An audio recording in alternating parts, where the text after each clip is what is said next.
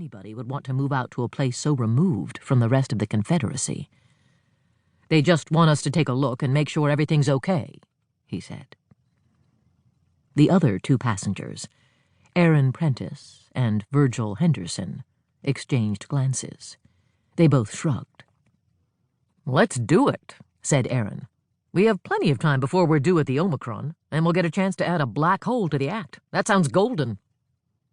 They were a comedy team who'd been making appearances for the opening of their new movie.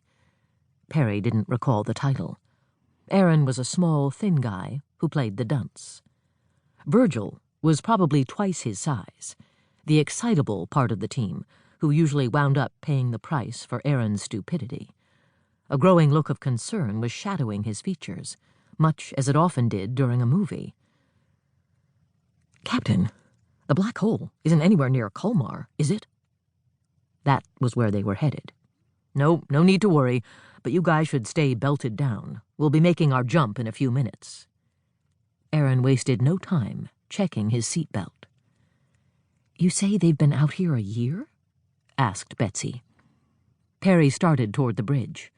"I'll be back. We have to get moving." As he left the passenger cabin, Virgil was saying that whatever kind of research it was, he couldn't imagine how it could be any use to anyone. "It's just asking for trouble." He was managing to sound scared. Perry took his seat on the bridge. "Thwana," he said, "inform Ventnor we're on our way." He locked in his own seatbelt and glanced at the green lights that told him his passengers were secure. Then he warned them they would begin to accelerate in a moment. He heard the movie come back on. "Okay, Thwana, let's get moving again." They adjusted course, turning in the direction of the black hole, and began to accelerate. "Thwana, Adam said they were blocked off from communicating for 31 hours. Is that really because of the black hole?" "Yes, Captain. It disrupts any transmissions, radio or hypercom, that pass close to it.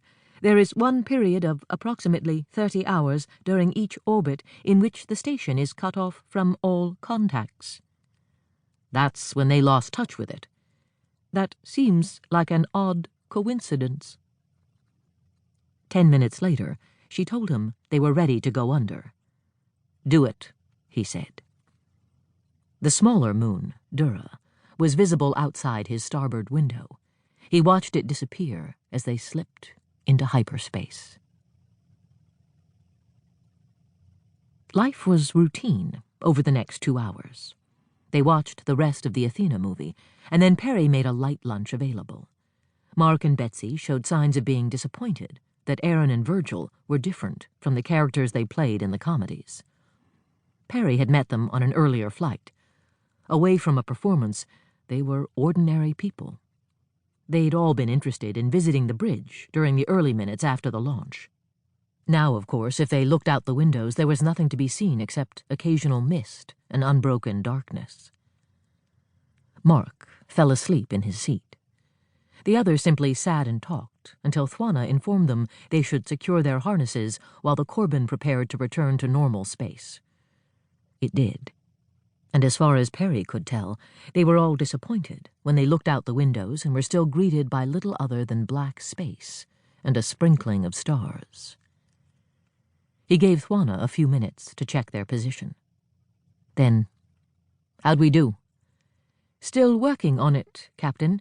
It'll be another minute." "Take your time." He sat back and closed his eyes.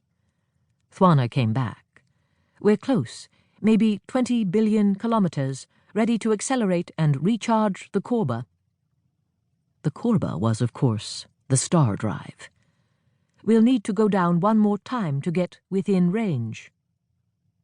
He directed his passengers to belt down again. Then Thwana made a moderate course change, after which they started to add velocity, and the Korba began recharging. Perry had been out here before, bringing supplies to the station, but he felt his own energy level rising. He'd never been involved in a rescue mission before. Betsy and Mark had seemed happy enough. They'd get a reduction in their travel costs as compensation and be able to talk about the black hole at every party they attended for the rest of their lives.